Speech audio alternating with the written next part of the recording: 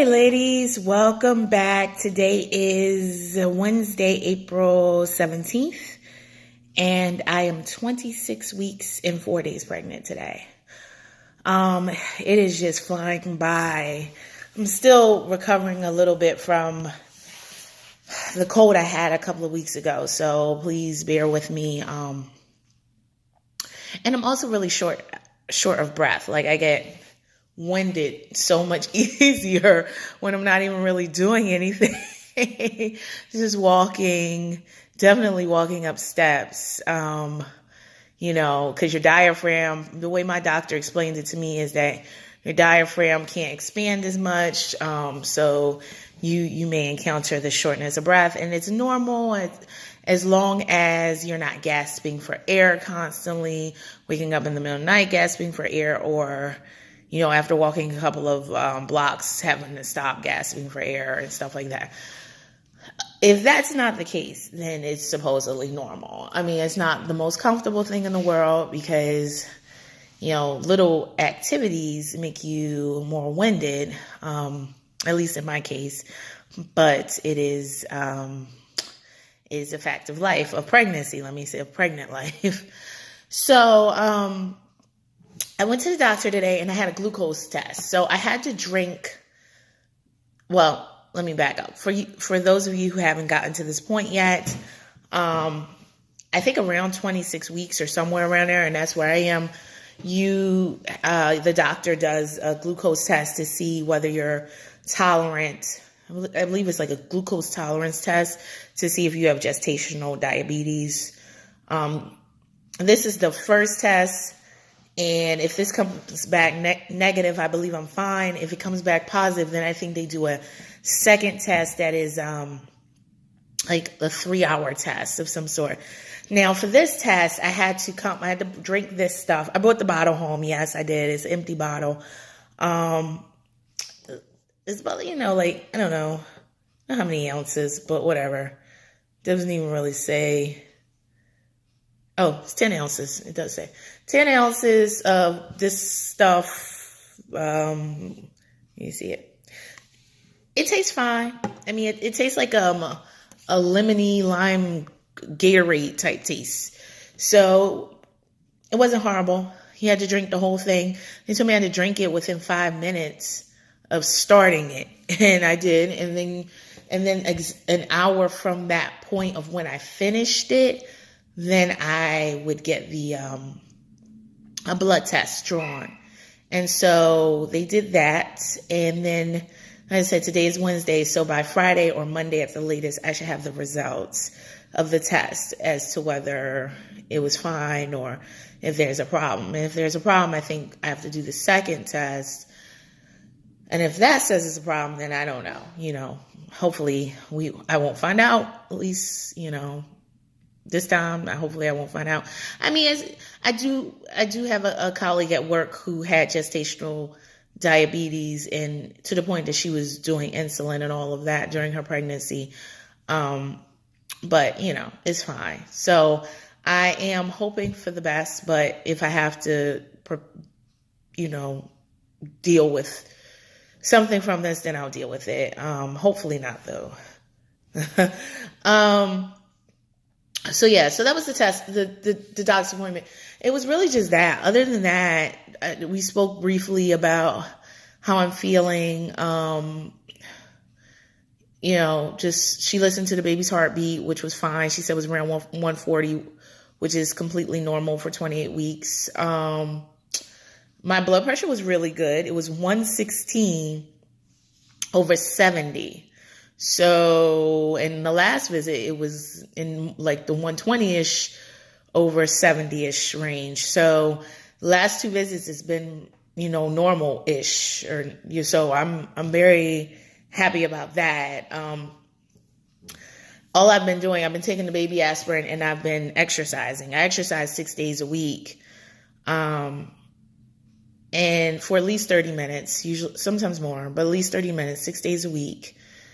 I do as much as I can. I definitely notice a difference in what I can do now from what I can do, when I was early in the pregnancy or before I was pregnant, primarily because of just getting so winded easier or more easily. That is where I am noticing a difference. So I can, it's easier for me to become shorter of breath. And I have the, one of these smart watch things that everyone has, and it tracks my heart rate. And it's funny because when you're pregnant, your heart rate is higher than what it would normally be if you weren't pregnant or prior to pregnancy. So prior to pregnancy, my heart rate was resting. My resting heart rate was somewhere around, I don't know, like 56, 57. And now, like I'm just sitting here, I'm moving a little bit, but it's like 102. So sometimes it's 80s or in the 80s, 90s, but right now it's like 102, which is a little crazy to me because I'm like, you're not doing anything. So when you're working out, your heart rate goes up. It's not really like a true measure of the intensity level because it's like your heart rate when you're pregnant may not be what mine is, but it's just normal. It's just higher than it would normally be if you weren't pregnant. And I'm assuming that'll fix itself after the pregnancy because that is normally how this little thing also detects how many calories I'm burning. And it usually does it off my heart rate. So, it's when I get to like 140 heart rate, I'm kind of like, okay. But I have had my heart rate go up to 170s and 180s, which is high even when you're not pregnant. But of course, when you're pregnant, it is high as well, but it'll go up there temporarily depending on the move I'm doing, and then it usually comes back down. And since I do intervals, it's not usually any longer than, and no move really lasts longer than about a minute. So, but anyway, so that's enough on working out. So let's talk about weight. So, I'm a little weight obsessed. Just having having to do with the pregnancy, but prior to the pregnancy, I was weight obsessed. Like, you guys didn't know me then though, but, I always have struggled with my weight. So, and trying to keep it in line is something that's really important to me. And that's why I started working out 6 to 7 days a week. How many years has it been now? At least 7 years ago. So, but it's not just about working out. So it's also about eating. So sometimes I fall off the wagon with eating and sometimes I don't, whatever. But I started, sorry, this random hair, if you can see it, it's just annoying the heck out of me. So I started working out, like 6 to 7 days a week about 7 years ago. And it was, because it was about 2 years before my wedding. And I really wanted to get in shape for the wedding. So, and like most women, I was in the best shape of my life, my adult life, when I got married. After the wedding, and I didn't have to fit in that dress anymore, I kind of fell off and put on some of it. I was still working out. I wasn't as conscious of what I was eating, or I just was lazy about it because I was so, in love. And, I just wasn't, as worried about it. So I'm not saying that to say that, working out will keep you skinny. It helps. And it helps in a lot of other ways, just beyond skinny. It's good for you overall. It's good for your heart. It's good for your mental state, so it's a lot of benefits to exercising, even though I may have been eating, extra cheese pizza. It's cool. So anyway, so I've just been exercising, taking a baby aspirin, trying to stay active and healthy. And that's really what I've been doing. I don't know if that really helped my blood pressure or not. I'm trying not to worry about it. And what's good is that as long as I'm having these type of results where I'm having lower blood pressure, it makes me less worried when I go to the doctor. So when I go to the doctor, I'm not as worried about my blood pressure because I'm thinking, well, it was good before. I'm doing the same stuff. It should hopefully still be good. So maybe that helps to not elevate it, because I do believe that sometimes just going to the doctor can make your blood pressure seem high. So today, originally they said they were going to induce at 38 weeks. But then today my doctor said that they might go 39 to 40 weeks. But I'm thinking induce at 40 weeks. Yeah, I mean, that's supposed to be the end of this day anyway, but she said 39 or 40 weeks. So they'll keep, they haven't made a decision yet, and we'll figure it out. But in the beginning, because of my blood pressure and because of my age, she said that twice today. No, my doctor's older than me. She's not. I think she's in her early 40s, and I am 36. But she was like, due to your age and your blood pressure was doing whatever it was doing before, we'll induce it like 39 or 40 weeks now.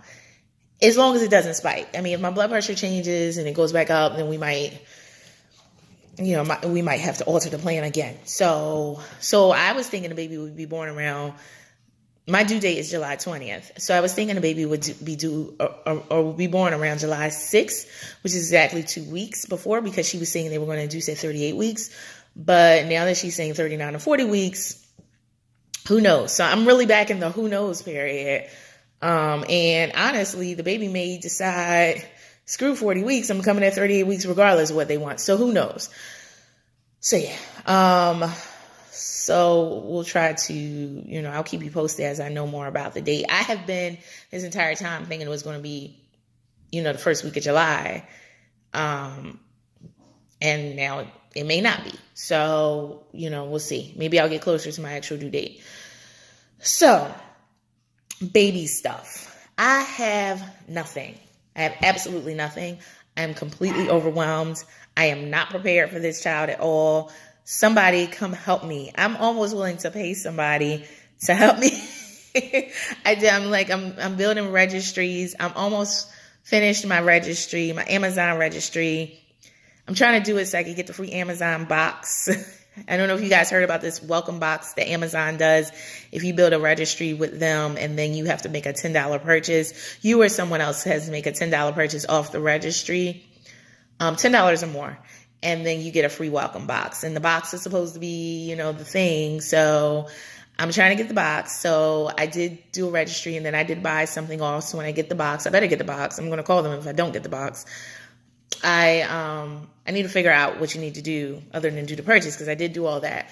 But this was very recent, like a couple of days ago. So I'll let you guys know what's in the box that I get. And I'm sure if you haven't heard of it, definitely do it. I think you have to be an Amazon Prime member, but if you're not, I think you can get a free trial for Amazon Prime. And if you want it, you could, just do that and then cancel it. But Amazon Prime is amazing to me. Like, I buy everything on, probably too much from Amazon. So I go to Amazon first, almost. Like, if I'm thinking of something, almost anything, it's like, let me see if they have it on Amazon, because I'm lazy and it's convenient and I don't have to go anywhere. And I'm in a very urban area where driving isn't always something I want to do. So, or go into a store. So why go to the store? Stores are almost obsolete at this point, thanks to Amazon. So, you just order it, and most things you can get within 2 days if you're not aware of that. So I'm also trying to make a baby list registry. So baby list is like just that. A website that apparently just like recommends stuff, has tons of articles, recommends different products, but also allows you to make a registry and add things from any website. It doesn't just have to be from them. It can be from anywhere. Amazon allows you to do it too, but not as easily. At least I don't find it's as easy as Baby List. Baby List makes it very easy because you can add things from anywhere, including Amazon, to your Baby List registry. And what I am doing, because I did work on my Amazon registry first, is I'm using my Amazon registry to add things to my Baby List registry. And so most of the things on my Baby List registry will be from Amazon. Just because I started with the Amazon, and it's like annoying to have to then go find the stuff again and whatever, but I don't really care where things come from as long as I'm getting the best price, So Baby List also gives you a free welcome box. I don't know what's in it, and I haven't done everything you need to do to get it yet. So I'm trying to do that. And then once I do that, I will let you know if I get it, if I can complete it in time, because between working and a general malaise that I've been in, it's just been hard to accomplish all of this because I'm so overwhelmed by all the baby things. So there's also Bye Bye Baby. And Bye Bye Baby allows you to make a registry. Of course they do. In the Bye Bye Baby registry, you can make in store or online. And again, you can get a welcome box or bag. I don't know if it's a box or a bag. And I believe you just have to complete the registry. But you have to get that thing in store. We actually have an appointment with a thing about Bye Bye Baby is that we have an appointment with a registry consultant, and you can do that for free at Bye Bye Baby. We have a 90-minute appointment, I think on May 3rd. We have a 90-minute appointment at Bye Bye Baby. And like I said, it's a registry consultant. Well, apparently they're an expert, and they'll help you build your registry and like finish it out. I'm hoping to 90 minutes with an expert shall hopefully have it well on its way to done, if not done. So that's Bye Bye Babies. And you also get a free welcome something. Now, I like free stuff, so that's why. But, I'm not saying you should make tons of registries because everyone's going to give you a free welcome something unless you want to. I thought it would be hard to have various registries with different things on it. So I'm trying to have the same things on all of them, hopefully, because I'm just creating those for the gifts. But my understanding, you can get free sample and sometimes full-size products of various brands of diapers or maybe some bottles or wipes or baby hygiene products and stuff like that. Now, there is another thing that I did do called Newbie Box, Noobie. I haven't gotten it yet, so I can't endorse anything. But I saw it on someone else's channel when I was watching a free stuff video, free stuff for baby. And a Newbie Box has a pregnancy kit or a pregnancy box, welcome box. And it is free, but you have to pay $6.95 in shipping, or I paid $6.95 to get it here. So I paid the $6.95. I'm thinking I'm coming closer to my third trimester, so I don't know. Maybe it's a little late for a pregnancy box, but I didn't know about it until recently. So I ordered it, and I figured, let me see what's in it.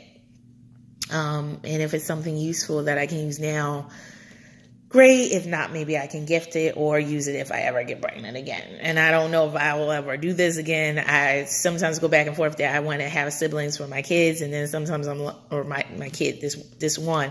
And then sometimes I'm like, I'll just buy you toys and make you the most popular kid in school or something like that, superficial friends.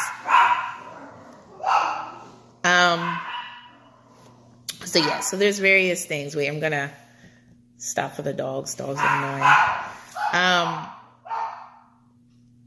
So there's various things that you can get for free, including a breast pump. And I'm sure everyone knows about the free breast pump. I'm going to try to get that too. But I don't know if I'll be able to breastfeed, but it's free and I might be able to breastfeed. So I'm going to still try to get it. So going back to being overwhelmed, I am just completely overwhelmed on this whole process. I know I am creating registries. I don't know if they have the right stuff on it, if I have enough stuff on it. I don't know exactly what I'm supposed to have. I did have, I know I need some onesies and I need a car seat. You have to have a car seat to bring the baby home, and a stroller, and some sleepers. Somebody told me you just need some sleepers. I don't know the gender of my baby, so I'm trying not to buy a lot of clothing at this point. Hey! Sorry. And at this point, you really don't need a lot of clothing because babies grow out of them so quickly. So I don't want a ton of clothing anyway. But I just want to make sure that I have some stuff. Wait, sorry guys.